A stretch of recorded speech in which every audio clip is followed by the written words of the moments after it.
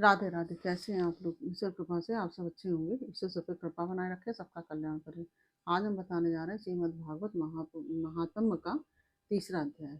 श्रीमद् भागवत की परंपरा और उसका महात्म।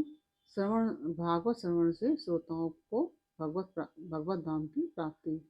उसके पहले हम कहना चाहेंगे, यदि आपने हमारे चैनल को सब्सक्राइब नहीं किया तो प्लीज़ हमारे चैनल को सब्सक्राइब कर लीजिए और बेल आइकन बटन अवश्य दबा दीजिए, जिससे कि हमारे आने वाले सारे वीडियोस आपको प्राप्त हो सकें।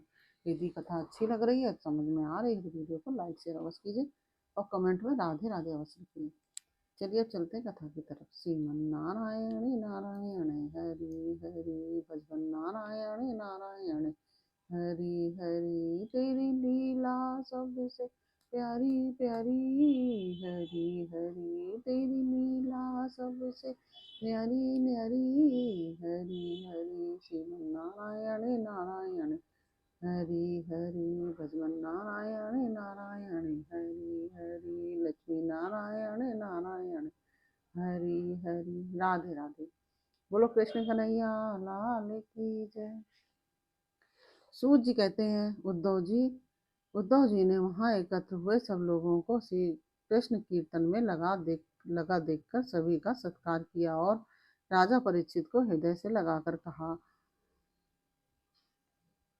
उद्धव जी ने कहा कि राजन, तुम धन्य हो, एकमात्र श्री कृष्ण की भक्ति से ही पूर्ण हो, क्योंकि श्री कृष्ण संकीर्तन के महोत्सव में तुम्हारा हृदय उस प्रकार निमग्न हो रहा है। बड़े सौभाग्य की बात है कि श्री कृष्ण की पत्नियों के प्रति तुम्हारी भक्ति और वज्रनाभ पर तुम्हारा प्रेम है। तात तुम जो कुछ कर रहे हो सब तुम्हारे अनुरूप ही है, क्यों ना हो।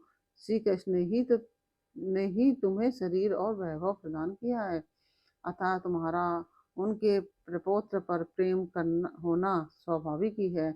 इसमें तनिक भी संदेह नहीं है कि समस्त द्वारकावासियों में ये लोग सबसे बढ़कर धन्य हैं, जिन्हें ब्रज में निवास कराने के लिए भगवान श्री कृष्ण ने अर्जुन को आज्ञा की थी।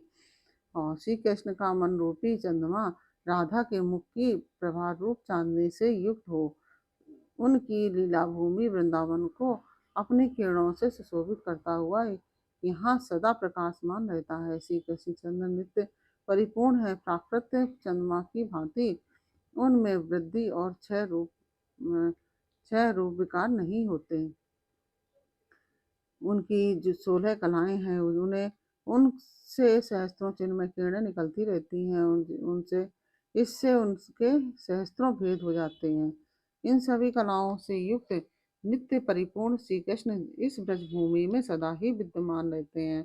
इस भूमि में और उनके स्वरूप में कुछ अंतर नहीं है। राजेंद्र परीक्षित, इस प्रकार विचार करने पर सभी ब्रजवासी भगवान के अंग में स्थित है। शरणागतों का भय दूर करने वाले जो ये वज्र हैं, इनका स्थान श्री कृष्ण के दाहिने चरण में है। इस अवतार में भगवान श्री कृष्ण ने इन सबको अपनी योग माया से अभिभूत कर लिया है। उसी के प्रभाव से ये अपने स्वरूप को भूल गए हैं और इसी कारण सदा दुखी रहते हैं। यह बात निसंदेह ऐसी ही है। श्री कृष्ण का प्रकाश प्राप्त हुए बिना किसी को भी अपने स्वरूप का बोध नहीं हो सकता। जीवों के अंतःकरण में जो श्री कृष्ण तत्व का प्रकाश है, उस पर सदा माया का पर्दा पड़ा रहता है।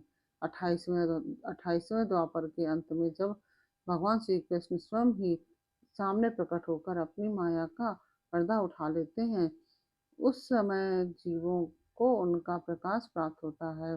किंतु जब अब वह समय तो बीत गया, इसलिए उनके प्रकाश की प्राप्ति के लिए अब दूसरा उपाय बतलाया जा रहा है। सुनो, 28वें द्वापर के अतिरिक्त समय में यदि कोई श्री कृष्ण तत्व का प्रकाश पाना चाहे तो उसे वह श्रीमद् भागवत से ही प्राप्त हो सकता है।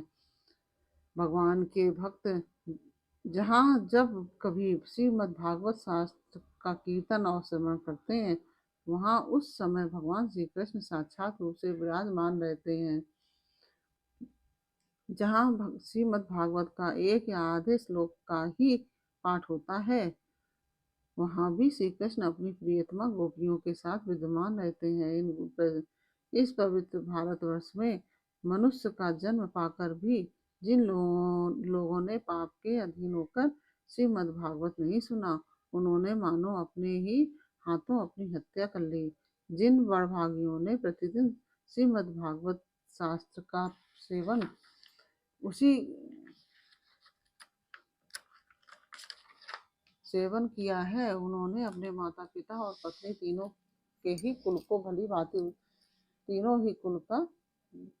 के ही कुल का भली भांति उद्धार कर दिया। श्रीमद् भागवत के स्वाध्याय और श्रवण से ब्राह्मणों को विद्या का बोध यानी प्राप्त होता है और क्षत्रिय लोग शत्रुओं पर विजय पाते हैं। वैश्यों को धन मिलता है और शूद्र स्वस्थ निरोग बने रहते हैं। स्त्रियों तथा अंत्यज आदि अन्य लोगों की भी इच्छा श्रीमद् भागवत से पूर्ण होती है। अतः ऐसा कौन भागवान पुरुष है जो श्रीमद् भागवत का नित्य ही सेवन न करेगा। अनेकों जन्मों तक साधना करते करते जब मनुष्य पूर्ण सिद्ध हो जाता है तब उसे श्रीमद् भागवत की प्राप्ति होती है। भागवत से भगवान का प्रकाश मिलता है, जिससे भगवत भक्ति उत्पन्न होती है। पूर्व काल में साख्यायन की कृपा से श्रीमद् भागवत बृहस्पति जी को मिला और बृहस्पति जी ने मुझे दिया। इसी से मैं श्री कृष्ण के प्रीतम सखा हो सका। परीक्षित, बृहस्पति जी ने मुझे एक आख्यायिका भी सुनाई थी, उसे तुम सुनो और इस आख्यायिका से श्रीमद् भागवत श्रवण के संप्रदाय का क्रम भी जाना जा सकता है। बृहस्पति जी ने कहा था कि अपनी माया से पुरुष रूप धारण करने वाले भगवान श्री कृष्ण ने जब सृष्टि के लिए संकल्प किया तब उनके दिव्य विग्रह से 3 पुरुष प्रकट हुए। इनमें रजोगुण की प्रधानता से ब्रह्मा, सतगुण की प्रधानता से विष्णु और तमोगुण की प्रधानता से रुद्र प्रकट हुए। भगवान ने इन तीनों को क्रमशः जगत की उत्पत्ति, पालन और संहार करने का अधिकार प्रदान किया। तब भगवान की नाभि कमल से उत्पन्न हुए ब्रह्मा जी ने उनसे अपना मनोभाव यूं प्रकट किया। ब्रह्मा जी ने कहा कि परमात्मन आप नार अर्थात जल में शयन करने के कारण नारायण नाम से प्रसिद्ध हैं। ये सबके आदि कारण होने से आदि पुरुष हैं। आपको नमस्कार है प्रभु आपने मुझे सृष्टि कर्म में लगाया है। मगर मुझे भय है कि सृष्टि काल में अत्यंत पापात्मा रजोगुण आपकी स्मृति में कहीं बाधा न डालने लग जाए। अतः ऐसी कृपा करके ऐसी कोई बात बताएं जिससे आपकी याद बराबर बनी रहे। तो बृहस्पति जी कहते हैं कि जब ब्रह्मा जी ने ऐसी प्रार्थना की तब पूर्व काल में भगवान ने उन्हें श्रीमद् भागवत का उपदेश देकर कहा कि ब्राह्मण, तुम अपने मनोरथ की सिद्धि के लिए सदा ही इसका सेवन करते रहो।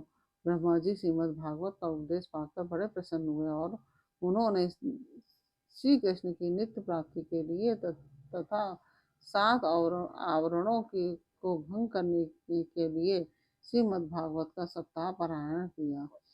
भागवत सप्ताह यज्ञ की विधि से 7 दिनों तक श्रीमद् भागवत का सेवन करने से ब्रह्मा जी के सभी मनोरथ पूर्ण हो गए। इससे वे सदा भगवत स्मरण पूर्वक सृष्टि का विस्तार करते और बारंबार सप्ताह यज्ञ का अनुष्ठान करते रहते हैं। ब्रह्मा जी की भांति विष्णु भी अपने अभीष्ट अर्थ की सिद्धि के लिए उन परम पुरुष परमात्मा से प्रार्थना की, क्योंकि उन पुरुषोत्तम ने विष्णु को भी प्रजा पालन रूप कर्म में नियुक्त किया था। विष्णु ने कहा कि देव, मैं आपकी आज्ञा के अनुसार कर्म और ज्ञान के उद्देश्य से प्रवृत्ति और निवृत्ति के द्वारा यथोचित रूप से राजाओं का पालन करूंगा। काल क्रम से जब जब धर्म की हानि होगी तब तब अनेकों अवतार धारण करके पुनः धर्म की स्थापना करूंगा। जो भोगों की इच्छा रखने वाले हैं उन्हें अवश्य उनके किए हुए यज्ञ आदि कर्मों का फल अर्पण करूंगा तथा जो संसार बंधन से मुक्त होना चाहते हैं, विरक्त हैं, उन्हें उनके अनुसार 5 प्रकार की मुक्ति भी देता रहूंगा। परंतु जो लोग मोक्ष भी नहीं चाहते, उनका पालन मैं कैसे करूंगा, यह बात समझ में नहीं आती। इसलिए इसके अतिरिक्त मैं अपनी तथा लक्ष्मी जी की भी रक्षा कैसे कर सकूंगा, इसका उपाय भी बतलाइए। विष्णु की यह प्रार्थना सुनकर आदि पुरुष श्री कृष्ण ने उन्हें भी श्रीमद् भागवत का उपदेश किया और कहा कि तुम अपने मनोरथ को सिद्धि के लिए इस श्रीमद् भागवत शास्त्र का सदा पाठ किया करो। इसके उपदेश से विष्णु भगवान का चित्त प्रसन्न हो गया और वह लक्ष्मी जी के साथ प्रत्येक मास में श्रीमद् भागवत का चिंतन करने लगे। इससे वे परमार्थ का पालन और यथार्थ रूप से संसार की रक्षा करने में समर्थ हुए। जब भगवान विष्णु स्वयं वक्ता होते हैं और लक्ष्मी जी प्रेम से श्रवण करती हैं, उस समय प्रत्येक बार भागवत कथा का श्रवण 1 मास में ही समाप्त होता है। किंतु जब लक्ष्मी जी स्वयं वक्ता होती हैं और विष्णु श्रोता बनकर सुनते हैं, तब भागवत कथा का रसास्वादन 2 मास तक होता रहता है। उस समय कथा बड़ी सुंदर, बहुत ही रुचिकर होती है। इसका कारण यह है कि विष्णु तो अधिकार आरूढ़ है, उन्हें जगत का पालन करने की चिंता करनी पड़ती है। पर लक्ष्मी जी तो इन झंझटों से अलग हैं, अतः उनका हृदय निश्चिंत है। इसी से लक्ष्मी जी के मुख से भागवत कथा का रसास्वादन अधिक प्रकाशित होता है। इसके पश्चात रुद्र ने भी, जिन्हें भगवान ने पहले ही संहार काल में लगाया था, अपनी सामर्थ्य की वृद्धि के लिए उन परम पुरुष भगवान श्री कृष्ण से प्रार्थना की। रुद्र ने कहा कि मेरे प्रभु देव, मुझ में नित्य नैमित्तिक और प्राकृत संहार की शक्तियां तो है, पर आत्यंतिक संहार की शक्ति बिल्कुल नहीं है। यह मेरे लिए बड़े दुख की बात है। इसी कमी की पूर्ति के लिए मैं आपसे प्रार्थना करता हूँ। तो बृहस्पति जी कहते हैं कि रुद्र की प्रार्थना सुनकर नारायण ने उन्हें भी श्रीमद् भागवत का ही उपदेश दिया। सदाशिव रुद्र ने एक वर्ष में एक पारायण के क्रम से भागवत कथा का सेवन किया और इसके सेवन से उन्होंने तमोगुण पर विजय पाई और आत्यंतिक संहार यानी कि मोक्ष की शक्ति भी प्राप्त कर ली। उद्धव जी कहते हैं कि श्रीमद् भागवत के महात्म के संबंध में यह आख्यायिका मैंने अपने गुरु श्री बृहस्पति जी से सुनी और उनसे भागवत का उपदेश प्राप्त कर उनके चरणों में प्रणाम करके मैं बहुत ही आनंदित हुआ। तत्पश्चात भगवान विष्णु की रीति स्वीकार करके मैंने भी 1 मास तक श्रीमद् भागवत कथा का भलीभांति रसास्वादन किया है। उतने से ही मैं भगवान श्री कृष्ण का प्रीतम सखा हो गया। इसके पश्चात भगवान ने मुझे ब्रज में अपनी प्रियतमा गोपियों की सेवा में नियुक्त किया। यद्यपि भगवान अपने लीला परिकरों के साथ नित्य विहार करते रहते हैं, इसलिए गोपियों का श्री कृष्ण से कभी भी वियोग नहीं होता है। तथापि जो धर्म से विरह वेदना का अनुभव कर रही थी, उन गोपियों के प्रति भगवान ने मेरे मुख से भागवत का संदेश कहलाया। उस संदेश को अपनी बुद्धि के अनुसार ग्रहण कर गोपियां तुरंत ही विरह वेदना से मुक्त हो गई और मैं भागवत के इस रहस्य को तो नहीं समझ सका, किंतु मैंने उसका चमत्कार प्रत्यक्ष देखा है। इसके बहुत समय के बाद जब ब्रह्मा आदि देवता आकर भगवान से अपने परम धाम में पधारने की प्रार्थना करके चले गए, उस समय पीपल के वृक्ष की जड़ के पास अपने पास खड़े हुए मुझे भगवान ने श्रीमद् भागवत विषयक उस रहस्य का स्वयं ही उपदेश किया और मेरी बुद्धि में उसका गुण रहस्य निश्चय करा दिया। उसी के प्रभाव से मैं बद्रिका आश्रम में रहकर भी वहाँ व्रज की लताओं और बेलों में निवास करता हूँ। उसी के बल से यहाँ नारद कुंड पर सदा स्वेच्छानुसार विराजमान रहता हूँ। भगवान के भक्तों को श्रीमद् भागवत के सेवन से श्री कृष्ण तत्व का प्रकाश प्राप्त हो सकता है। इस कारण यहाँ उपस्थित हुए इन सभी भक्तजनों के कार्य की सिद्धि के लिए मैं श्रीमद् भागवत का पाठ करूँगा, किंतु इस कार्य में तुम्हें ही सहायता करनी पड़ेगी। सूत जी कहते हैं कि यह सुनकर राजा परीक्षित उद्धव जी को प्रणाम करके उनको प्रणाम करके बोले।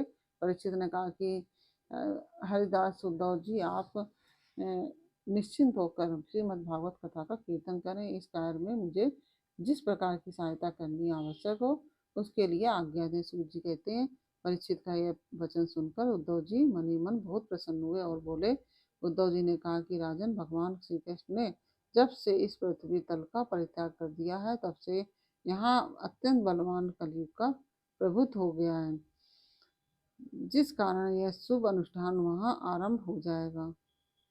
जिस समय यह शुभ अनुष्ठान यहाँ आरंभ हो जाएगा, बलवान कलयुग अवश्य ही इसमें बहुत बड़ा विघ्न डालेगा। इसलिए तुम दिग्विजय के लिए जाओ और कलयुग को जीत कर अपने वश में करो। इधर मैं तुम्हारी सहायता से वैष्णवी रीति का सहारा लेकर 1 महीने तक यहाँ श्रीमद् भागवत का रसास्वादन कराऊंगा और इस प्रकार भागवत कथा के रस का भागवत कथा के रस का प्रसार करके इन सभी श्रोताओं को भगवान मधुसूदन के नित्य गोलोक धाम में पहुंचाऊंगा।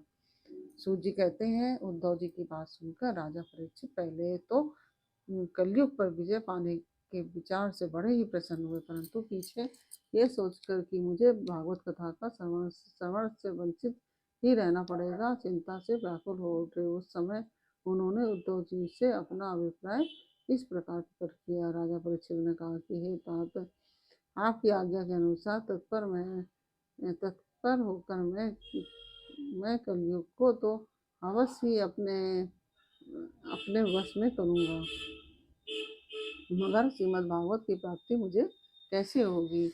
मैं भी आपके चरणों की शरण में आया हूँ, अतः मुझ पर भी आपको अनुग्रह करना चाहिए। सूत जी कहते हैं उनके इस वचन को सुनकर उद्धव जी पुनः बोले। उद्धव जी ने कहा कि राजन, तुम्हें तो किसी भी बात के लिए किसी प्रकार की चिंता नहीं करनी चाहिए, क्योंकि इस भागवत शास्त्र के प्रधान अधिकारी तो तुम ही हो। संसार के मनुष्य नाना प्रकार के कर्मों में रचे पचे हुए हैं। ये लोग आज तक प्राय भागवत श्रवण की बात भी नहीं जानते। तुम्हारे ही प्रसाद से इस भारतवर्ष में रहने वाले अधिकांश मनुष्य श्रीमद् भागवत कथा की प्राप्ति होने पर शाश्वत सुख प्राप्त करेंगे। महर्षि भगवान श्री सुखदेव जी साक्षात नंद नंदन श्री कृष्ण के स्वरूप हैं। वे ही तुम्हें श्रीमद् भागवत की कथा सुनाएंगे, इसमें तनिक भी संदेह की बात नहीं है। राजन, उस कथा के श्रवण से तुम अब वज्रेश्वर श्री कृष्ण के नित्य धाम को प्राप्त करोगे। इसके पश्चात इस पृथ्वी पर श्रीमद् भागवत कथा का प्रचार होगा। अतः राजेंद्र परीक्षित, तुम जाओ और कलयुग को जीतकर अपने वश में करो। सूत जी कहते हैं कि उद्धव जी के इस प्रकार कहने पर राजा परीक्षित ने उनकी परिक्रमा करके उन्हें प्रणाम किया और दिग्विजय के लिए चले गए। इधर वज्र ने भी अपने पुत्र प्रतिबाहु को अपनी राजधानी मथुरा का राजा बना दिया और माताओं को साथ लेकर उसी स्थान पर जहाँ उद्धव जी प्रकट हुए थे जाकर श्रीमद् भागवत सुनने की इच्छा से रहने लगे। तदनंतर उद्धव जी ने वृंदावन में गोवर्धन पर्वत के निकट 1 महीने तक श्रीमद् भागवत कथा की रस की धारा बहाई। उस रस का आस्वादन करते हुए सुप्रेमी कि श्रोताओं की दृष्टि में सब और भगवान की सच्चिदानंदमयी लीला प्रकाशित हो गई और सर्वत्र श्री कृष्णचंद्र का साक्षात्कार होने लगा। उस समय सभी श्रोताओं ने अपने को भगवान के स्वरूप में स्थित देखा। ब्रजनाभ ने श्री कृष्ण के दाहिने चरण कमल में अपने को स्थित देखा और श्री कृष्ण के विरह शोक से मुक्त होकर उस स्थान पर अत्यंत सुशोभित होने लगे। ब्रजनाभ की वे रोहिणी आदि माताएं भी रात की रजनी में प्रकाशित होने वाले श्री कृष्ण रूपी चंद्रमा के विग्रह में अपने को कला और प्रभा के रूप में स्थित देख बहुत ही विस्मित हुई और तथा अपने प्राण प्यारे की विरह वेदना से छुटकारा पाकर उनके परम धाम में प्रविष्ट हो गई। इनके अतिरिक्त भी जो श्रोतागण वहां उपस्थित थे वे भी भगवान की नित्य अंतरंग लीला में सम्मिलित होकर इस स्थूल व्यवहारिक जगत से तत्काल अंतर्ध्यान हो गए। वे सभी सदा ही गोवर्धन पर्वत के कुंज और झाड़ियों में, वृंदावन, काम्यवन आदि वनों में तथा वहां की दिव्य गौओं के बीच में श्री कृष्ण के साथ विचरते हुए अनंत आनंद में अनंत आनंद का अनुभव करते रहते हैं। वहां की दिव्य गौओं के बीच में श्री कृष्ण के साथ विचरते हुए अत्यंत अनंत आनंद का अनुभव करते रहते हैं। जो लोग श्री कृष्ण के प्रेम में मग्न हैं, उन भावुक भक्तों को उनके दर्शन भी होते हैं। श्री सूत जी कहते हैं कि जो लोग इस भगवत प्राप्ति की कथा को सुनेंगे और कहेंगे, उन्हें भगवान मिल जाएंगे और उनके दुखों का सदा के लिए अंत हो जाएगा। इस प्रकार से यह तीसरा अध्याय पूरा हुआ। यह अध्याय आपको कैसा लगा यह हमें कमेंट बॉक्स में अवश्य बताइए। अच्छा लगा तो वीडियो को लाइक शेयर अवश्य कीजिए और कमेंट में राधे राधे अवश्य कीजिए। चलिए फिर मिलते हैं आपसे अगले अध्याय के साथ अगले वीडियो में। तब तक के लिए राधे राधे।